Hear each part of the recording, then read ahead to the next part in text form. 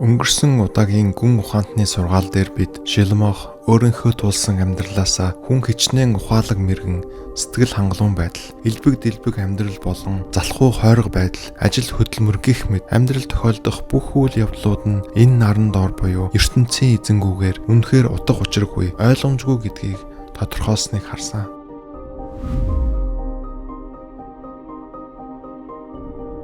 Наран доор ноёрхдог бас нэг имийг би ажиглав.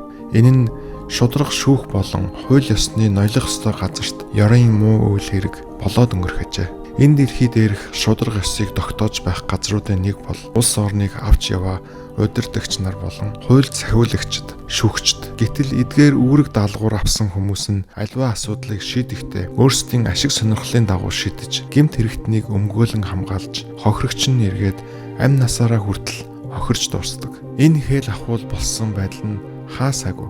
Ийм учраас Шилмохын хувьд зөв зүйтэй шудраг ёс гэж байхгүй. Улс орны удирдагч, шүүгч, хууль ёсонд итгэхийн аргагүй байгаагаа илэрхийлсэн. Цааш нь үргэлжлүүлээд тэгээд би ертөнцийн эзэн бүх үйл хэргийн цаг хугацааг тогтоож өгсөн учраас хизээ нэгэн цагт гимтэй, гимгүй бүх хүнийг шүүх болно хэмээн бодлоо.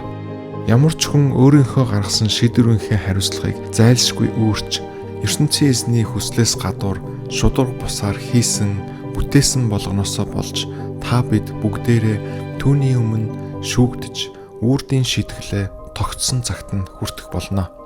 Эрх мэдэл өндөр албан тушаал бидэнд итгэл найдвар төрүүлж хизээч яллагдахгүй юм шиг сэтгэл төрүүлдэг хэдий ч энэ нь төр зуурынх гэдгийг бид үргэлж мартдаг. Гэтэл ертөнцийн эзний шүлт нь үрдийнх гэдгийг бид үргэлж санаж байх нь чухал.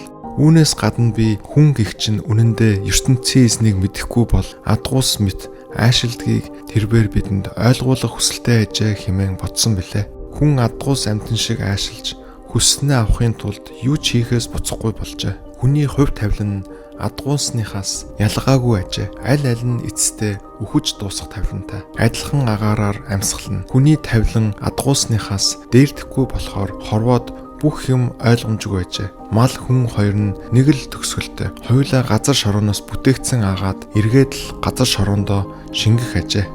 Хүнч бай, малч бай, үхэж газар шороонд ордог бол хүний ёс гэж байх хэрэг байна уу? Хүчтэй нь хүчгүйгээ дарлаж, алж хядан, мөнгөтэй нь мөнгөгүйгээ дарамтлж, эрх мэдэлтэй нь эрх мэдэлгүй нэгнээ үе удмаар нь хятах нь мал амьтнаас ялгахдахгүй биш үү? Ямар ч аргаар байсан авах гэснээ авна, эдлэг гэснээ эдлэн, хэлэх гэснээ хэлнэ. Энэ нь шудраг ёс мөн гэж үү? Гэтэл үгсэн хойно нь хүний сүнс дээшээ, малын сүнс доошоо явдаг эсхийг хэн мэдэх вэ? Үгснийхээ дараа мал амьтан газар шороонд орж алга болдог бол хүн бид ертөнцийн эзний шүүхийн өмнө очно гэдгээ мэддэг юм болов уу? Иймээс хүн ажил хөдөлмөрөөс сэтгэл хангалуун байдлыг олохоос дээр юм үнэндээ алгаа. Учир нь ертөнцийн эзнээс бидэнд оноосон хувь тавилан маань л энэ ажээ. Тэгээд нас барсан хойноо юу болохыг хэн ч үл мэднэ. Хүмүүс бид шудраг ёсыг улан дорой гიშгээд мал амьтан шиг амьдраад үхэхээс хойш гэж бодож байгаа бол тэр нь хүний амьдралын төгсгөл биш. Бид ингэж адгуус шиг айшилж амьдрахынхаа оронд ертөнцийн эзэндээ адил төстэй бүтээгдснээ санан түүнд таалагдахаар шудраг амьдралыг сонгож амьдрах нь чухал биш гэж үү? Мөнхийн эзэнтэйгээ ярьцгаая. ертөнцийн эзэн аав минь, шудраг ёс зөвхөн танаас ирдэг. Та цор ганцаараа шудраг, ариун, төгс шүүгч билээ. Хожим таны өмнө бид зогсон бүх амьдралаа шүүлгэнэ гэдгээ санан үргэлж танаас имээн таны төлөө шудраг ёсоор амьдрахад туслаач эзэн. Иесусийн нэрээр гуйлаа. Амен.